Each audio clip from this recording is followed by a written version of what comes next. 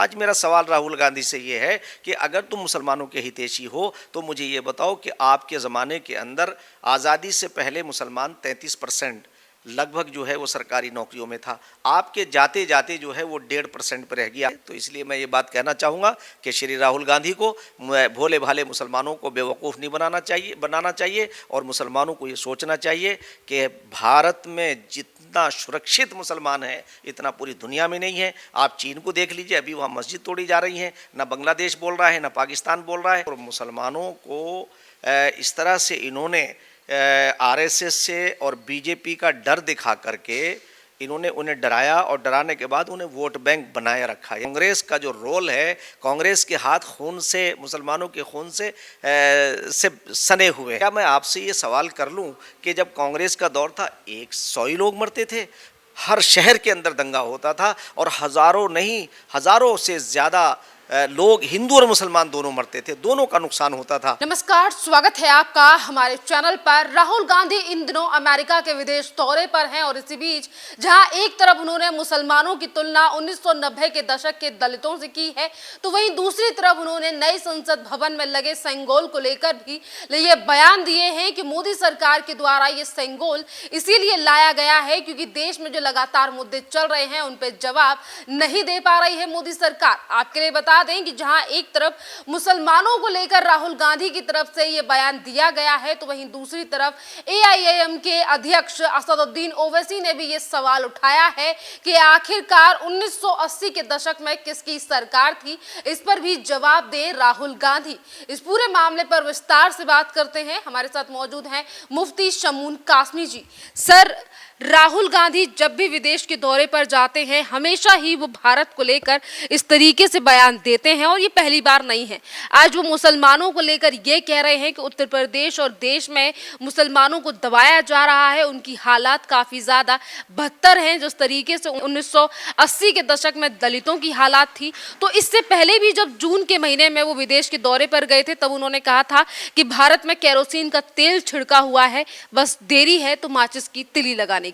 देखिए, राहुल गांधी जिस रणनीति के तहत काम कर रहे हैं और जो भारत की छवि को जिस तरह से धूमिल करने का प्रयास कर रहे हैं वो अच्छी बात नहीं है। राहुल गांधी जी को ये सोचना चाहिए कि ये भारत है, इसमें कोई संदेह नहीं है कि हम भारत के लोग बहुत भोले भाले हैं। हिंदू हों या मुसलमान, सिख हों या ईसाई, हम सब भोले लोग हैं और हमारे भोलेपन का फ़ायदा विदेशियों ने हमेशा उठाया है कि अंग्रेज़ हमारे भोलेपन पर ही आया था। और उससे पहले जो लोग ये कहते हैं कि जो मुग़ल पीरियड को इस्लाम से या मुसलमानों से जोड़ते हैं वो भी उसी भोलेपन की वजह से यहाँ आए थे और हमारे ऊपर शासन किया। मैं 1980 के दशक की बात करना चाहूँगा कि 1980 के अंदर मुरादाबाद के अंदर इतना भयानक फसाद हुआ, इतना भयानक दंगा हुआ जिसमें हज़ारों लोग हताहत हुए। और किस दिन हुआ? जिस दिन ईद थी। ईद के दिन लोग नमाज़ पढ़ने के लिए गए थे और उसमें छोटे छोटे इनोसेंट बच्चे भी थे। जिस वक्त देखने वालों ने जो उस वक्त का दृश्य बताया कि उनका कलेजा मुंह को आ गया कि छोटे छोटे बच्चे कुचल के मर गए। और क्या था उसकी कहानी कि वीर बहादुर सिंह कांग्रेस के मुख्यमंत्री थे जो यूपी के अंदर राज कर रहे थे। कांग्रेस की सरकार थी और मुख्यमंत्री वीर बहादुर सिंह थे, विश्वनाथ प्रताप सिंह थे उस वक्त गालिबन। और 1987 के अंदर वीर बहादुर सिंह थे जब मेरठ के अंदर दंगा हुआ और मेरठ के अंदर 70 मुसलमानों को खड़े होकर के पीएससी ने गोली मारी और हिंडन नदी के अंदर बहा दिया। ये सब कांग्रेस के कार्यकाल की बात है।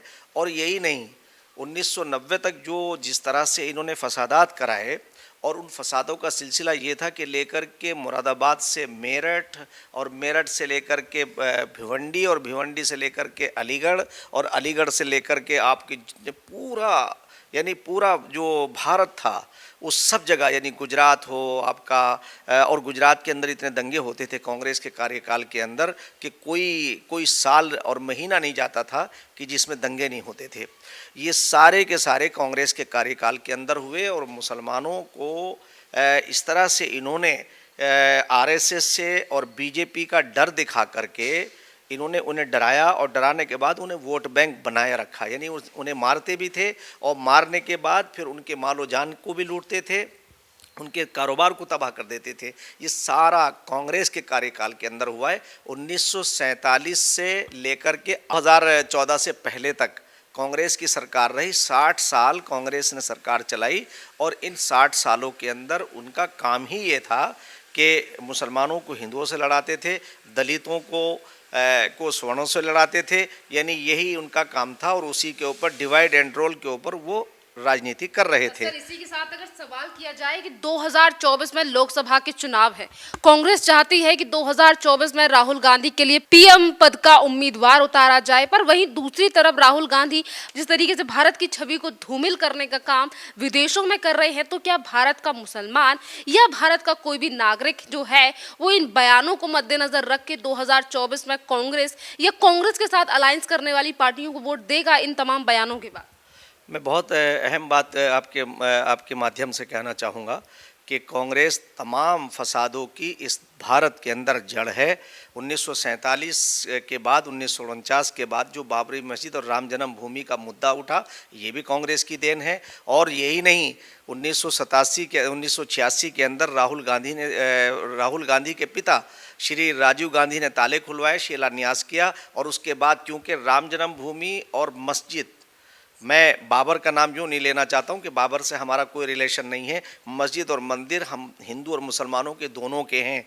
हम दोनों जो हैं, दोनों समुदाय मिल कर के मस्जिद और मंदिर का जो है वो सम्मान करते हैं, इसलिए कि मंदिर के अंदर भी ईश्वर की पूजा होती है और मस्जिद के अंदर भी खुदा की इबादत होती है। मस्जिद के अंदर सजदा किया जाता है, उसे सजदा बोलते हैं, और मंदिर के अंदर साष्टांग होता है। तो हमारे लिए श्री राम जन्मभूमि भी उसी लिए सम्मान के प्रतीक है और मस्जिद तो हमारे लिए इबादत की जगह है ही है। इन सारी चीज़ों के अंदर कांग्रेस का जो रोल है, कांग्रेस के हाथ खून से, मुसलमानों के खून से सने हुए हैं और आज वो जो षड्यंत्र करना चाहते हैं, मैं भारत के मुसलमानों से कहना चाहता हूं कि क्या आपको अमन, शांति, चैन ये पसंद नहीं है? अगर आपको पसंद नहीं है तो कांग्रेस का कार्यकाल ले आइए, और अगर आपको अमन चैन पसंद है तो मैं आपसे ये निवेदन करना चाहता हूँ, आग्रह करना चाहता हूँ कि हमारे जो खटास है हमारे बीच के अंदर, खटास को हम कम करें, अपनी दूरियों को कम करें। और भारतीय जनता पार्टी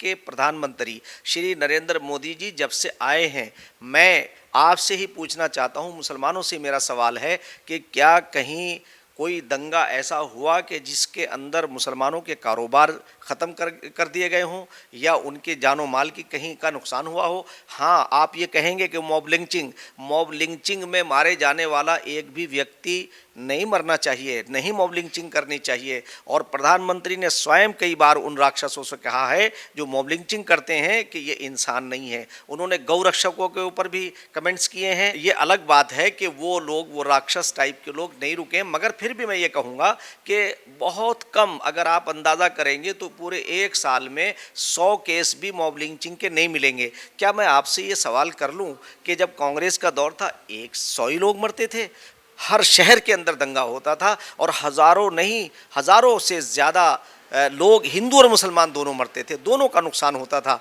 और ये उसके ऊपर अपनी राजनीतिक रोटी सेकते थे, मुसलमानों को बेवकूफ़ बनाने के लिए उन्हें वोट बैंक बनाए रखा। आज मेरा सवाल राहुल गांधी से ये है कि अगर तुम मुसलमानों के हितैषी हो तो मुझे ये बताओ कि आपके ज़माने के अंदर आज़ादी से पहले मुसलमान 33% लगभग जो है वो सरकारी नौकरियों में था, आपके जाते जाते जो है वो 1.5% पर रह गया। आज अगर मुसलमान मुख्य धारा से जुड़ा है, आज जो 30-35 लगभग हर साल हमारे बच्चे जो हैं, मुसलमानों के बच्चे जो यूपीएससी में आ रहे हैं, वो इस अमन और शांति का नतीजा है कि जो प्रधानमंत्री नरेंद्र मोदी ने हमें दिया है, पूरे देश को दिया है, हिंदू और मुसलमानों को दिया है। आज देश जो है भारत सांप्रदायिकता मुक्त है, आज कहीं भी कोई दंगे नहीं हो रहे, दंगा मुक्त है। इससे पहले कांग्रेस के कार्यकाल के अंदर इतने दंगे हुए हैं कि हिंदू और मुसलमानों को इसी नाम के ऊपर मार देते थे। आज हिंदू और मुसलमान दोनों एक दूसरे का सम्मान करते हैं, एक दूसरे के साथ हम लोग बैठते उठते हैं। और भारतीय जनता पार्टी ने कभी भी मुसलमानों को वोट बैंक नहीं समझा, बल्कि उनके विकास के लिए काम किया और उनके विकास के लिए अनेकों योजनाएं जो हैं वो अल्पसंख्यक अल्पसंख्यक मंत्रालय के अधीन आती हैं। आपको मैं बता दूं कि इतनी योजनाएं हैं कि उड़ान है, नई उड़ान है और न जाने कितनी कितनी है कि जिससे फ्री कोचिंग का इंतज़ाम किया गया है कि ताकि वो यूपीएससी के अंदर आगे आ सकें। और यही नहीं, सबका साथ सबका विकास सबके विश्वास में अगर कच्चे हिंदू भाइयों के घर बने हैं तो मुसलमानों के भी घर बने हैं। खाद्य सामग्री जो है अगर हिंदू भाइयों को मिली है कमज़ोरों को, तो वो कमज़ोर मुसलमानों को भी मिली है बगैर किसी भेदभाव के। कोई डिस्क्रिमिनेशन नहीं हो रहा है। मैं ये बात कह सकता हूँ, राहुल गांधी उससे परेशान है। वो जाकर के विदेशों में, क्योंकि प्रधानमंत्री नरेंद्र मोदी जब वहाँ जाते हैं तो हम सब भारतीयों का सम्मान, हमारा सर जो है वो फ़ख्र से ऊंचा हो जाता है कि एक भारतीय प्रधानमंत्री का आज भारतीय प्रधानमंत्री ने भारत का लोहा मनवाया है और तमाम विश्व के लोग भारत को आज सम्मान की नज़र से देख रहे हैं।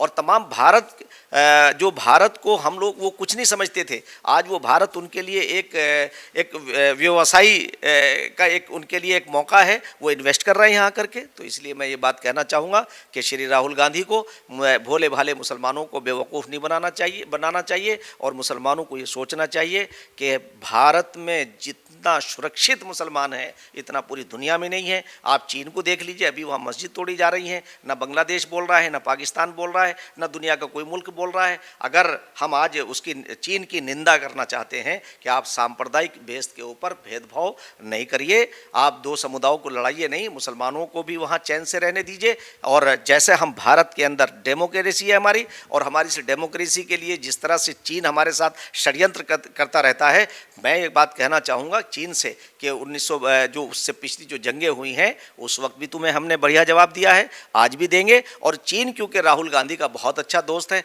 राहुल गांधी जाकर के उनसे जो है वो गपशप करते हैं। तो इसलिए मैं हिंदुस्तान के, भारत के मुसलमानों का आह्वान करना चाहूँगा कि राहुल गांधी से आप सवाल करिए कि जहाँ तुम्हारे कार्यकाल के अंदर कांग्रेस के लगभग 25 लाख मुसलमानों की और हिंदुओं की हत्याएं हुई, उसमें ज़्यादातर मुसलमान थे, किसी एक को कोई सज़ा नहीं दी गई। जिस वक्त वीर बहादुर सिंह यहाँ के सीएम थे तो 70 मुसलमानों को मारा गया। आज भी बेचारे इंसाफ के लिए जो है वो दर दर भटक रहे हैं। मैं आह्वान करना चाहूँगा कि आप मुसलमानों से कि आप कांग्रेस के षड्यंत्र को समझिए। आज आप अच्छी तरह हैं, सुकून के साथ हैं, और मुझे उम्मीद है कि जब हम भारतीय जनता पार्टी से अपने रिलेशन को अच्छा करेंगे तो ये दूरियां भी हमारी मोहब्बत में बदल जाएंगी, कुर्बत में बदल जाएंगी।